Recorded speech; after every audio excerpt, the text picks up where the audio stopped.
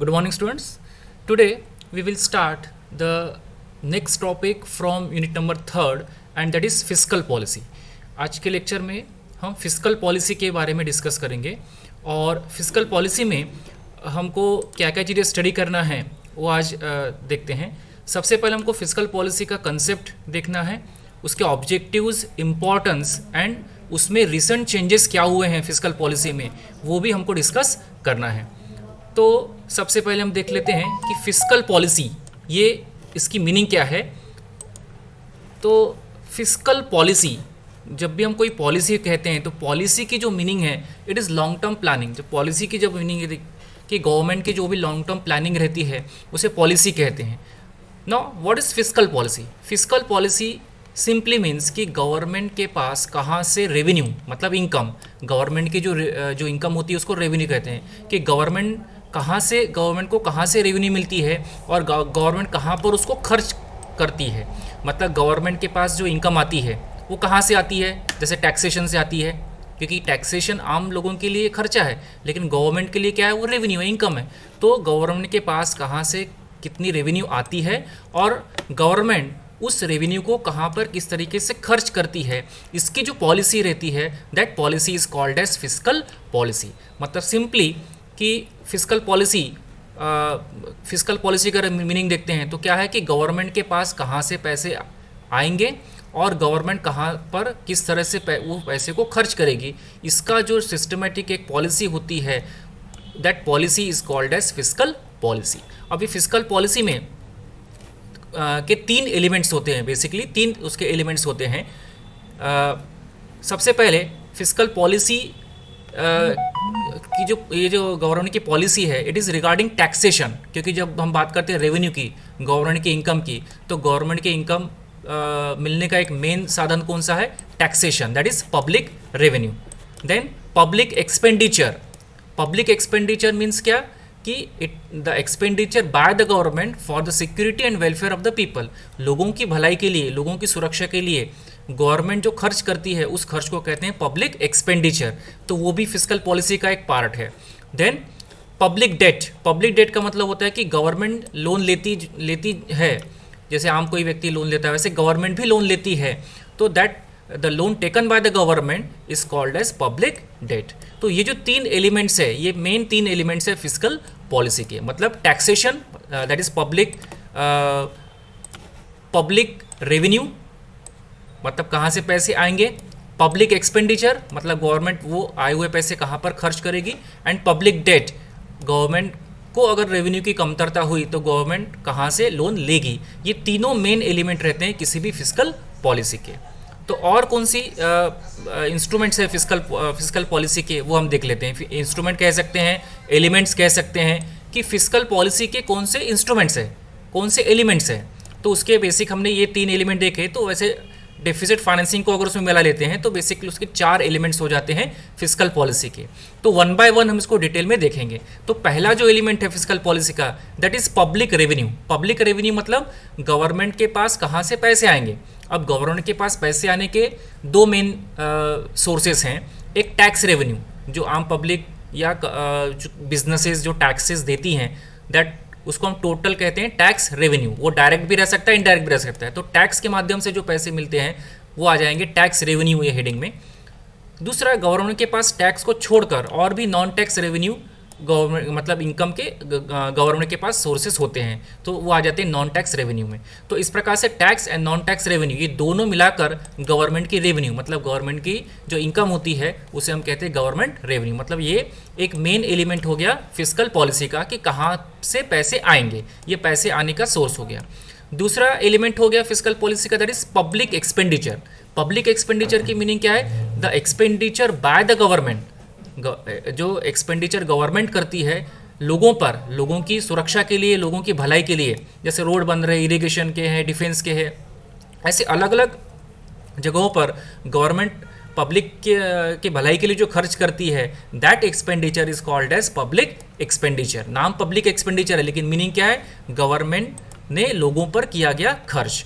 तो public revenue में क्या आ गया कि कहाँ से इनकम आएगी, एंड पब्लिक एक्सपेंडिचर में क्या आएगा कि गवर्नमेंट कहाँ पर उसको कैसे खर्च करेगी। तीसरा एलिमेंट है फिस्कल पॉलिसी का, that is public debt. Public debt की मीनिंग क्या है कि the loan taken by the government, government जो लोन लेती है पब्लिक से, बैंकों से या इंस्टीट्यूशन से, that loan is called as public debt.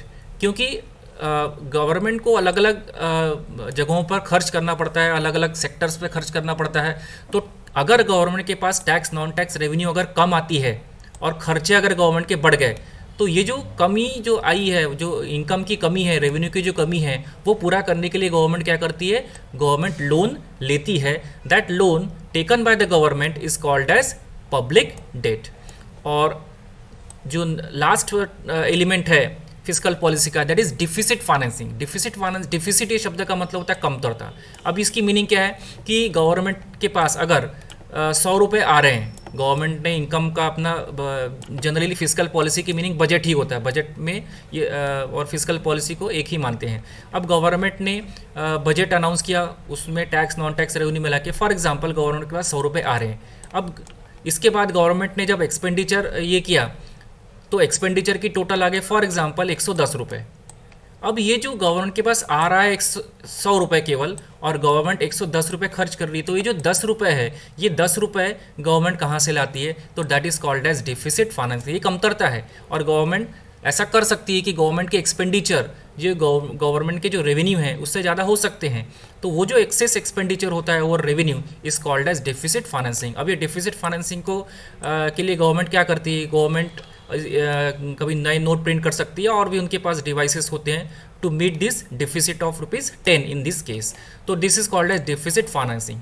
तो अभी तक हमने क्या देखा, अभी तक हमने देखा फिस्कल पॉलिसी। फिस्कल पॉलिसी की मीनिंग हमने क्या देखा कि फिस्कल पॉलिसी क्या है, फिस्कल पॉलिसी का संबंध किसके साथ में है कि गवर्नमेंट कहाँ से रेवेन्यू, कहाँ से गवर्नमेंट के पास रेवेन्यू आ रहे हैं और गवर्नमेंट कहाँ पर उसको खर्च कर रही है। तो फिस्कल पॉलिसी क्या है, fiscal policy is the policy of the government regarding public revenue, regarding public expenditure and public debt and also the deficit financing. ये चारों पॉलिसी के बारे में गवर्नमेंट जहाँ ये करती है, तो इन चारों पॉलिसी किसके एलिमेंट हो गए, फिस्कल पॉलिसी के। तो रफली फिस्कल पॉलिसी क्या है, गवर्नमेंट के पास ऐसी पॉलिसी जहाँ पर गवर्नमेंट बताती है कि गवर्नमेंट के पास कहाँ से पैसे आ रहे हैं और गवर्नमेंट कहाँ पर किस तरह से वो खर्च कर रही है। This is called as fiscal policy. तो उसके हमने 4 एलिमेंट देख लिए, public debt, public expenditure, public debt and deficit financing. तो public revenue, public expenditure, public debt and deficit financing, these are the 4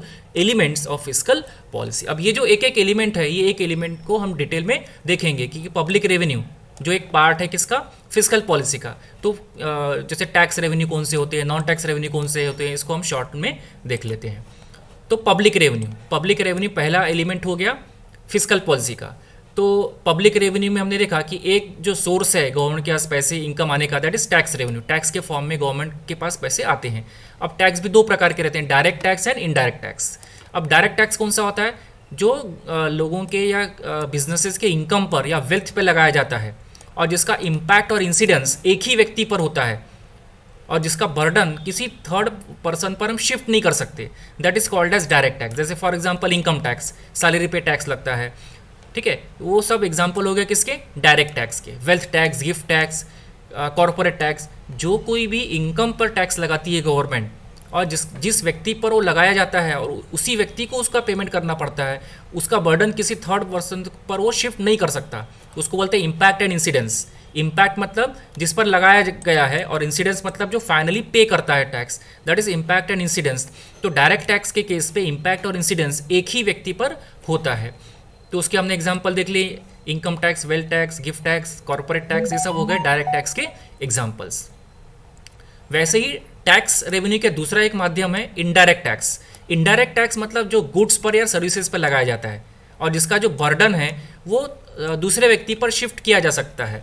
जैसे जीएसटी है ना, जीएसटी गुड्स पे लगाया जाता है या सर्विसेज पर लगाया जाता है, तो उसका इम्पैक्ट और इंसिडेंस अलग व्यक्ति पर होता है। इम्पैक्ट मतलब क्या कि फर्स्ट टाइम उसको कौन पे कर रहा है, ठीक है। जैसे यहाँ पर जैसे हम जीएसटी की बात करते हैं, कोई एक पर्टिकुलर कमोडिटी है, फॉर एग्जांपल लैपटॉप है, लैपटॉप 36,000 का है, उस पर फॉर एग्जांपल 9,000 का जीएसटी लग गया, ठीक है। अब कस्टमर ये जो 36,000 है, 36,000 प्लस 9,000 उस पर जीएसटी लगा दिया गवर्नमेंट ने 18%, रफली फिगर कैलकुलेट अगर हम करते हैं तो 36 + 9, ठीक है, ये हो गया फॉर एग्जांपल 45,000 टोटल कस्टमर से हमने वसूल कर लिए जीएसटी मिलाकर।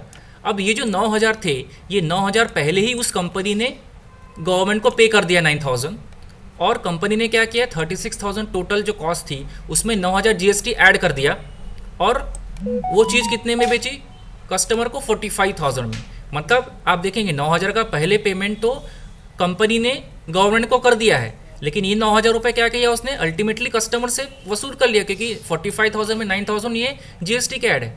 तो इसमें इम्पैक्ट किस पे हुआ, इम्पैक्ट कंपनी पे हुआ, कंपनी ने पे कर दिया, लेकिन इंसिडेंस मतलब फाइनली किसने पे किया, कंज्यूमर ने। तो यहाँ पर टैक्स, ये जो बर्डन है टैक्स का 9,000 का जीएसटी का बर्डन, ये कंपनी ने किसकी तरफ शिफ्ट कर दिया, कंज्यूमर की तरफ। तो ये खासियत होती है इनडायरेक्ट टैक्स की, यहाँ पर टैक्स जो इम्पैक्ट और इंसिडेंस है ये अलग अलग व्यक्ति पे होता है, और उसका जो बर्डन है ये बर्डन दूसरे व्यक्ति पर हम शिफ्ट कर सकते हैं। तो दैट इज इनडायरेक्ट टैक्स। तो ये दो माध्यम हो गए, direct tax and indirect tax. ये गवर्नमेंट के पास इनकम के एक मेन सोर्स है।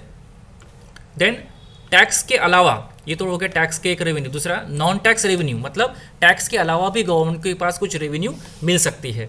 तो नॉन टैक्स रेवेन्यू में क्या होता है, interest receipt of loan taken, government अगर गवर्नमेंट ने अगर लोन दिया है तो गवर्नमेंट को इनकम मिलेगी, इंटरेस्ट मिलेगा, तो वो नॉन टैक्स रेवेन्यू में आ जाता है। सरप्लस प्रॉफिट ऑफ आरबीआई के जितने भी ट्रांजैक्शंस होते हैं तो उस पर अगर सरप्लस होता है तो वो सरप्लस भी गवर्नमेंट की प्रॉफिट है। करेंसी एंड कॉइन्स, जब जो आरबीआई करेंसी और कॉइन्स को प्रिंट करती है तो उसकी मैन्युफैक्चरिंग कॉस्ट और फेस वैल्यू, इसका जो डिफरेंस रहता है that is also a revenue for the government. जैसे 100 रुपये का नोट प्रिंट करना है तो उसका खर्चा मैन्युफैक्चरिंग कॉस्ट 100 रुपये नहीं रहता, उससे कम होता है, तो वो जो डिफरेंस होता है that difference is also revenue for the government. Railway की इनकम होती है, वो भी गवर्नमेंट की इनकम है। पब्लिक सेक्टर, जितने भी सरकारी विभाग होते हैं, पब्लिक सेक्टर अंडरटेकिंग, गवर्नमेंट के जितने भी डिपार्टमेंट्स है उसमें से जो भी सरप्लस मिलता है that surplus is also a revenue for the government. So this is the public revenue side, मतलब कहाँ से गवर्नमेंट को पैसे मिलेंगे। Public revenue is a part of fiscal policy. तो हम एक्चुअली क्या देख रहे हैं, फिस्कल पॉलिसी, जिसका पहला एलिमेंट क्या है, public revenue. That is government के पास कहाँ से पैसे आएंगे, टैक्स के फॉर्म में, और दूसरा नॉन टैक्स के फॉर्म में। टैक्स के फॉर्म में डायरेक्ट इनडायरेक्ट टैक्स के फॉर्म में पैसे मिल सकते हैं, टैक्स मिल सकता है, तो उसको हम टोटल करेंगे that is tax revenue for the government. और दूसरा टैक्स को छोड़कर नॉन टैक्स रेवेन्यू भी गवर्नमेंट को मिलता है, जिसके एग्जांपल हमने देख लिए कि गवर्नमेंट ने अगर लोन दिया होगा तो उनको पैसे मिलता है, surplus profit, currency notes, railway से रिसिट मिलती है, profit on public sector undertaking, या कोई फाइन पेनल्टी अगर लगा देती है गवर्नमेंट तो वो भी एक प्रकार की रेवेन्यू होती है गवर्नमेंट के लिए। तो these are all the sources of revenue for any government. तो इतने सोर्सेज से गवर्नमेंट के पास पैसे आते हैं। अभी आए हुए जो पैसे हैं ये पैसे गवर्नमेंट क्या करेगी, खर्च करेगी लोगों की वेलफेयर के लिए और लोगों के ही सिक्योरिटी के लिए। So that expenditure which is done by the government for the welfare and security of the people is called as public expenditure। उसको हम क्या कहते हैं, public expenditure। तो public expenditure क्या है, it is the expenditure made by the government, जो government कर रही है, क्यों कर रही है, लोगों की सिक्योरिटी के लिए और लोगों के बेटरमेंट के लिए। जैसे रोड बन रहे, इरीगेशन, डिफेंस पे खर्च होती है, नेशनल इंफ्रास्ट्रक्चर, मूलभूत सुविधाओं का विकास होता है, एग्रीकल्चर पे खर्च करती है गवर्नमेंट, सब्सिडी देती है। ऐसे अलग अलग तरीके से गवर्नमेंट जो खर्च करती है लोगों की भलाई के लिए या लोगों की सुरक्षा के लिए, उसको हम क्या कहते हैं, पब्लिक एक्सपेंडिचर। तो पब्लिक एक्सपेंडिचर जो है, ये पब्लिक एक्सपेंडिचर इतने दिनों में क्या हो गया है, ये बढ़ गया है। आप देखेंगे कि पिछले कुछ सालों में जो एक्सपेंडिचर है गवर्नमेंट का, वो एक्सपेंडिचर क्या हो गया है, बढ़ गया है। अब ये क्यों बढ़ गया है, तो गवर्नमेंट जो है डेवलपमेंटल काम ज़्यादा कर रही है। जितने भी जैसे अभी रोड बन रहे हैं, मेट्रो के प्रोजेक्ट्स हैं, कम्युनिकेशन पे गवर्नमेंट खर्च कर रही है, तो ये जो डेवलपमेंटल वर्क जितना गवर्नमेंट करेगी उतना पब्लिक एक्सपेंडिचर क्या हो जाता है, बढ़ जाता है। पॉपुलेशन, जितनी पॉपुलेशन ज़्यादा रहेगी, जितनी पॉपुलेशन ज़्यादा रहेगी उतना लोगों की जो सहूलियत है, लोगों को फैसिलिटी ज़्यादा देना पड़ेगा, तो उतना गवर्नमेंट को ज़्यादा खर्चा करना पड़ेगा, मूलभूत सुविधाएं देना पड़ेगा, एजुकेशन, फूड, शेल्टर, बाकी के जो जितने भी एक्सपेंडिचर वो सब बढ़ जाएंगे, इसलिए पब्लिक एक्सपेंडिचर बढ़ गया है। डिफेंस, जितने भी डिफेंस के जो गुड्स हैं, सर्विसेज है, उस सब के लिए करोड़ों अरबों रुपए लगते हैं, तो उसके लिए क्या हो गया, पब्लिक एक्सपेंडिचर बढ़ गया। देश की जो सुरक्षा है, सिक्योरिटी है वो सबसे प्राइम लोगों का मतलब गवर्नमेंट का एक प्राइम एक ये रहता है कि सबसे पहले सिक्योरिटी होनी चाहिए, तो उसके लिए पब्लिक एक्सपेंडिचर बढ़ गया। वेलफेयर स्टेट मतलब लोगों के जो भी स्टैंडर्ड ऑफ लिविंग है, सुविधाएं हैं, एजुकेशन से लेकर उनके मेडिकल फैसिलिटीज़ तक सब जो प्रोवाइड करने के लिए गवर्नमेंट के लिए जो एक्सपेंडिचर है वहाँ पर गवर्नमेंट को करना पड़ता है। इन्फ्लेशन, जितनी महंगाई बढ़ेगी, अब जब कोई भी गुड्स या सर्विस जब महंगी हो जाती है तो हर किसी व्यक्ति के लिए महंगी है, एक आम व्यक्ति के लिए महंगी है, और गवर्नमेंट को भी जब सीमेंट लोहा खरीदना पड़ता है तो उनको भी इन्फ्लेटेड रेट पर ही खरीदना पड़ता है, तो उसकी वजह से गवर्नमेंट का टोटल एक्सपेंडिचर बढ़ जाता है। अर्बनाइजेशन, शहरीकरण जितना बढ़ गया तो शहरों में जो भी सुविधाएं देनी पड़ती है उसकी वजह से गवर्नमेंट के पब्लिक जो एक्सपेंडिचर बढ़ गया। इकोनॉमिक प्लानिंग, जब गवर्नमेंट लॉन्ग टर्म प्लानिंग करती है इंडस्ट्रियलाइजेशन के लिए या एग्रीकल्चर के लिए, तो उसके लिए भी बहुत पैसे खर्च होते हैं, तो उसकी वजह से पब्लिक एक्सपेंडिचर इंक्रीज होता है। इंफ्रास्ट्रक्चर डेवलपमेंट, जो मूलभूत सुविधाएं किसी देश को अगर अपने सिटीजन्स को देना है या अपने कंपनियों को देना है, चाहे वो कम्युनिकेशन हो, चाहे रोड हो, चाहे पानी हो, चाहे इलेक्ट्रिसिटी हो, ये सब सुविधाएं प्रोवाइड करने के लिए बहुत पैसे लगते हैं, तो इसकी वजह से जो पब्लिक एक्सपेंडिचर है वो बढ़ जाता है। रूरल डेवलपमेंट, जितना भी ग्रामीण विकास करना है या पिछड़े हुए इलाकों को अगर डेवलप करना है तो वहाँ पर पब्लिक एक्सपेंडिचर बढ़ जाता है। जो इंडस्ट्रीज़ है वो इंडस्ट्रीज़ का अगर नेशनलाइजेशन करना है तो भी क्या हो जाता है, पब्लिक एक्सपेंडिचर इंक्रीज हो जाता है। सो अभी तक हमने क्या देखे, फिस्कल पॉलिसी की मीनिंग देखा। फिस्कल पॉलिसी के बाद हमने उसके दो एलिमेंट देख लिए, that is public revenue and public expenditure. Next lecture में हम देखेंगे थर्ड एलिमेंट फिस्कल पॉलिसी का, दैट इज़ पब्लिक डेट।